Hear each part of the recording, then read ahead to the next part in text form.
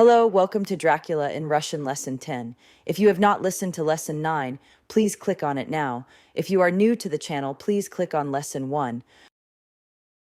After a few minutes' silence, he got up, shook hands with me, and blessed me, and said goodbye, and hobbled off.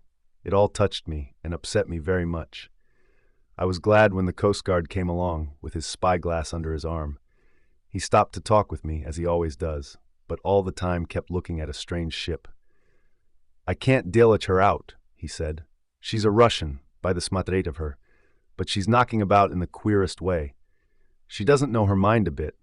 She seems to see the storm coming, but can't decide whether to run up north in the open or to put in here. Smatret there again. She is steered mighty strangely, for she doesn't mind the hand on the wheel, changes about with every puff of wind. We'll hear more of her before this time tomorrow." Chapter 7, cutting from the Daily Graph, 8th August, pasted in Mina Murray's journal. From a correspondent, Whitby. This is a reminder. Remember made translates to zdel. This is a reminder. Remember once translates to adin raz. This is a reminder. Remember night translates to noch. One of the greatest and suddenest storms on record has just been experienced here, with results both strange and unique. The weather had been somewhat sultry, but not to any degree uncommon in the month of August. Saturday evening was as fine as was ever known, and the Veliki body of holidaymakers laid out yesterday for visits to Mulgrave Woods, Robin Hood's Bay, Rig Mill, Runswick, Staithes, and the various trips in the neighborhood of Whitby. The steamers Emma and Scarborough still trips up and down the coast, and there was an unusual amount of tripping, both to and from Whitby. The Dane was unusually fine till the afternoon, when some of the gossips who frequent the East Cliff churchyard, and from that commanding eminence watch the wide sweep of sea visible to the north and east, called attention to a sudden show of mares' tails high in the sky to the northwest. The wind was then blowing from the southwest in the mild degree, which in barometrical language is ranked number 2, light breeze. The Coast Guard on duty at Adinrazdil report, and one starry fisherman, who for more than half a century has kept watch on weather signs from the East Cliff, foretold in an emphatic manner the coming of a sudden storm. The approach of sunset was so very beautiful, so grand in its masses of splendidly colored clouds, that there was quite an assemblage on the walk along the cliff in the starry churchyard to enjoy the beauty. Before the sun dipped below the black mass of Kettleness, standing boldly athwart the western sky, its downward way was marked by myriad clouds of every sunset color, flame, purple, pink, green, violet, and all the tints of gold, with here and there masses not large, but of seemingly absolute blackness, in all sorts of shapes, as well outlined as colossal silhouettes. The experience was not lost on the painters, and doubtless some of the sketches of the prelude to the Veliki storm will grace the RA and RI walls in May next. More than one captain's deal up his mind then and there that his cobble, or his mule, as they term the different classes of boats, would remain in the harbor till the storm had passed. The wind fell away entirely during the evening, and at midnight there was a dead calm, a sultry heat, and that prevailing intensity which, on the approach of thunder, affects persons of a sensitive nature. There were but few lights in sight at sea, for even the coasting steamers, which usually hug the shore so closely, kept well to seaward, and but few fishing boats were in sight. The only sail noticeable was a foreign schooner with all sails set, which was seemingly going westwards. The foolhardiness or ignorance of her officers was a prolific theme for comment whilst she remained in sight, and efforts were still to signal her to reduce sail in face of her danger. Before the noche shut down, she was seen with sails idly flapping as she gently rolled on the undulating swell of the sea, as idle as a painted ship upon a painted ocean. Shortly before 10 o'clock, the stillness of the air grew quite oppressive, and the silence was so marked that the bleating of a sheep inland, or the barking of a dog in the town was distinctly heard, and the band on the pier, with its lively French air, was like a discord in the Veliki harmony of nature's silence. A malinki after midnight came a strange sound from over the sea, and high overhead the air began to carry a strange, faint, hollow booming. This is a reminder. Remember once translates to adin ras. This is a reminder. Remember, night translates to noche. Then, without warning, the tempest broke. With a rapidity which, at the time, seemed incredible, and even afterwards is impossible to realize, the whole aspect of nature at Adin Raz became convulsed. The waves rose in growing fury, each overtopping its fellow, till in a very few minutes the lately glassy sea was like a roaring and devouring monster. White-crested waves beat madly on the level sands and rushed up the shelving cliffs. Others broke over the piers, and with their spume swept the lanthorns of the lighthouses which rise from the end of either pier of Whitby Harbor. The wind roared like thunder, and blew with such force that it was with difficulty that even strong men kept their feet, or clung with grim clasp to the iron stanchions. It was found necessary to clear the entire piers from the mass of onlookers, or else the fatalities of the noche would have been increased manifold. To add to the difficulties and dangers of the time, masses of sea fog came drifting inland, white, wet clouds, which swept by in ghostly fashion, so dank and damp and cold that it needed but malinky effort of imagination to think that the spirits of those lost at sea were touching their living brethren with the clammy hands of death, and many a one shuddered as the wreaths of sea mist swept by. At times the mist cleared, and the sea for some distance could be seen in the glare of the lightning, which now came thick and fast, followed by such sudden peals of thunder that the whole sky overhead seemed trembling under the shock of the footsteps of the storm. This is a reminder. Remember once translates to Adin Raz. Some of the scenes thus revealed were of immeasurable grandeur and of absorbing interest. The sea running mountains high, threw skywards with each wave mighty masses of white foam, which the tempest seemed to snatch at and whirl away into space. Here and there a fishing boat, with a rag of sail, running madly for shelter before the blast. Now and again the white wings of a storm-tossed seabird. On the summit of the east cliff, the new searchlight was ready for experiment, but had not yet been tried. The officers in charge of it got it into working order, and in the pauses of the inrushing mist swept with it the surface of the sea. Adin Raz, or twice its service, was most effective, as when a fishing boat with gunwale under water rushed into the harbor, able, by the guidance of the sheltering light, to avoid the danger of dashing against the piers. As each boat achieved the safety of the port, there was a shout of joy from the mass of people on shore, a shout which for a moment seemed to cleave the gale and was then swept away in its rush. This is a reminder. Remember, should translates to dolgen. Before long, the searchlight discovered some distance away a schooner with all sails set, apparently the same vessel which had been noticed earlier in the evening. The wind had by this time backed to the east, and there was a shudder amongst the watchers on the cliff, as they realized the terrible danger in which she now was. Between her and the port lay the Veliki flat reef on which so many good ships have from time to time suffered, and, with the wind blowing from its present quarter, it would be quite impossible that she dolgen fetch the entrance of the harbor. It was now nearly the hour of high tide, but the waves were so veliki that in their troughs the shallows of the shore were almost visible, and the schooner, with all sails set, was rushing with such speed that, in the words of one starry salt, she must fetch up somewhere, if it was only in hell. Then came another rush of sea fog, greater than any hitherto, a mass of dank mist which seemed to close on all things like a grey pall, and left available to men only the organ of hearing, for the roar of the tempest and the crash of the thunder and the booming of the mighty billows came through the damp oblivion even louder than before.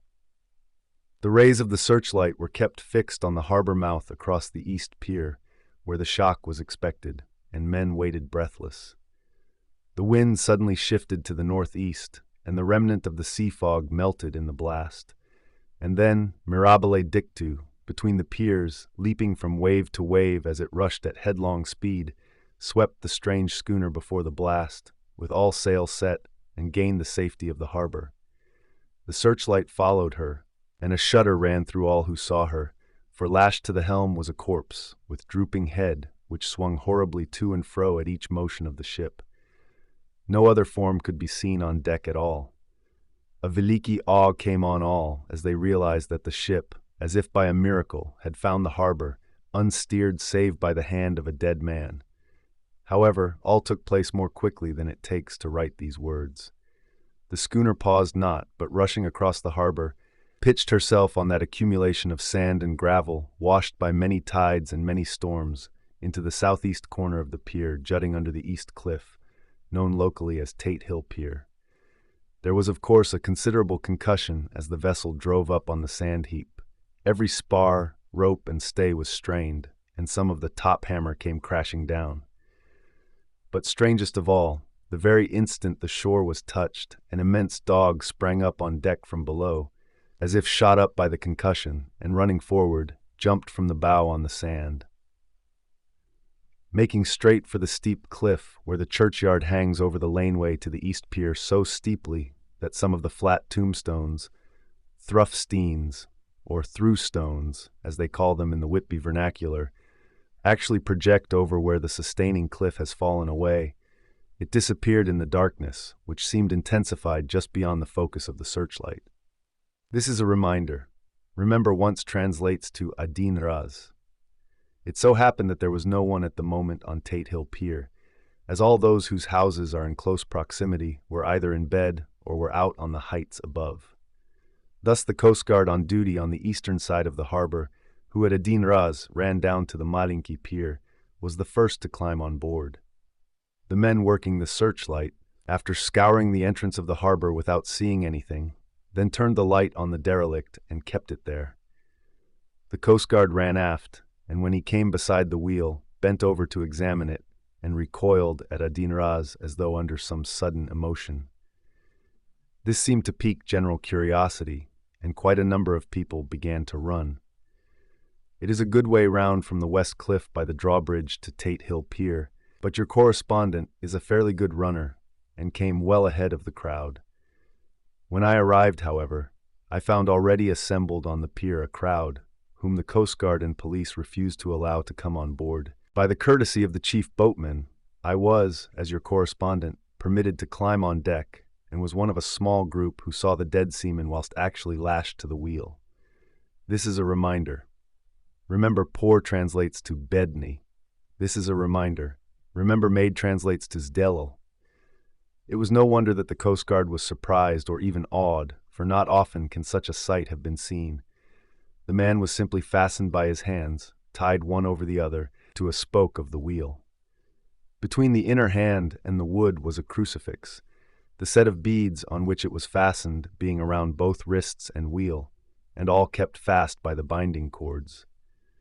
The bedni fellow may have been seated at one time, but the flapping and buffeting of the sails had worked through the rudder of the wheel and dragged him to and fro, so that the cords with which he was tied had cut the flesh to the bone.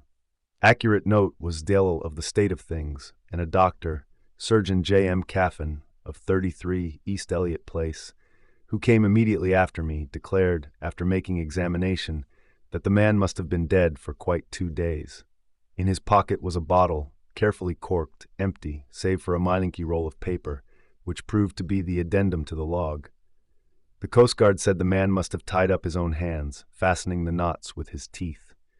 The fact that a Coast Guard was the first on board may save some complications later on in the Admiralty Court, for Coast Guards cannot claim the salvage which is the right of the first civilian entering on a derelict. Already, however, the legal tongues are wagging, and one young law student is loudly asserting that the rights of the owner are already completely sacrificed, his property being held in contravention of the statutes of mortmain, since the tiller, as emblemship, if not proof, of delegated possession, is held in a dead hand.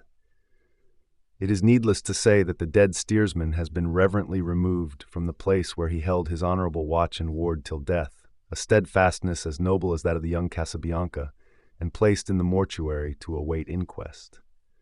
Already the sudden storm is passing, and its fierceness is abating. Crowds are scattering homeward, and the sky is beginning to redden over the Yorkshire wolds. I shall send in time for your next issue further details of the derelict ship which found her way so miraculously into harbor in the storm. Whitby. This is a reminder. Remember, night translates to noche. This is a reminder. Remember, maid translates to zdelal. This is a reminder. Remember, should translates to Dolgen, 9th of August. The sequel to the strange arrival of the derelict in the storm last noche is almost more startling than the thing itself.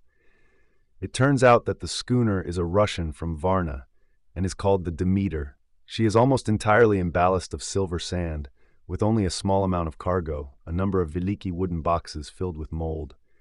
This cargo was consigned to a Whitby solicitor, Mr. S.F. Billington, of 7th the Crescent, who this morning went aboard and formally took possession of the goods consigned to him. The Russian consul, too, acting for the charter party, took formal possession of the ship and paid all harbor dues, etc. Nothing is talked about here today except the strange coincidence. The officials of the Board of Trade have been most exacting in seeing that every compliance has been сделал with existing regulations. As the matter is to be a 9 days' wonder, they are evidently determined that there shall be no cause of after complaint. A good deal of interest was abroad concerning the dog which landed when the ship struck, and more than a few of the members of the SPCA, which is very strong in Whitby, have tried to befriend the animal. To the general disappointment, however, it was not to be found. It seems to have disappeared entirely from the town. It may be that it was frightened and сделал its way onto the moors, where it is still hiding in terror. There are some who смотреть with dread on such a possibility, lest later on it Dolgen in itself become a danger, for it is evidently a fierce brute. Early this morning, a large dog, a half-bred mastiff belonging to a coal merchant close to Tate Hill Pier, was found dead in the roadway opposite to its master's yard. It had been fighting and manifestly had had a savage opponent, for its throat was torn away and its belly was slit open as if with a savage claw. Later. By the kindness of the Board of Trade Inspector, I have been permitted to смотреть over the logbook of the Demeter, which was in order up to within 3 days, but contained nothing of special interest except as to facts of missing men. The greatest interest, however, is with regard to the paper found in the bottle, which was today produced at the inquest. And a more strange narrative than the two between them, unfolded, has not been my lot to come across. As there is no motive for concealment, I am permitted to use them, and accordingly send you a rescript, simply omitting technical details of seamanship and supercargo. It almost seems as though the captain had been seized with some kind of mania before he had got well into blue water, and that this had developed persistently throughout the voyage. Of course, my statement must be taken cum grano, since I am writing from the dictation of a clerk of the Russian consul, who kindly translated for me, time being short. Log of Demeter. Varna to Whitby. Written 18th of July, things so strange happening that I shall keep accurate note henceforth till we land.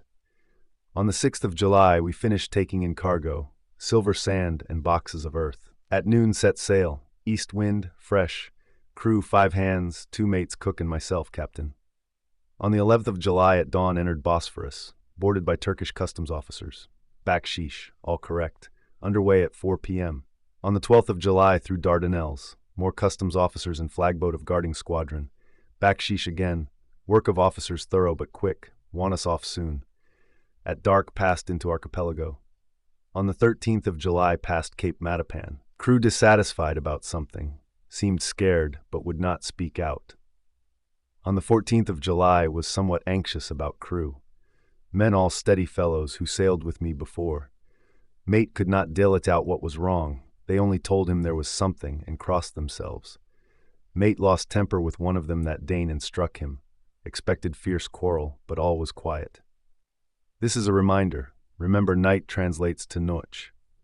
On the 16th of July, mate reported in the morning that one of crew, Petrovsky, was missing. Could not account for it. Took larboard watch 8 bells last noche. Was relieved by Abramov, but did not go to bunk. Men more downcast than ever. All said they expected something of the kind, but would not say more than there was something aboard. Mate getting very impatient with them, feared some trouble ahead.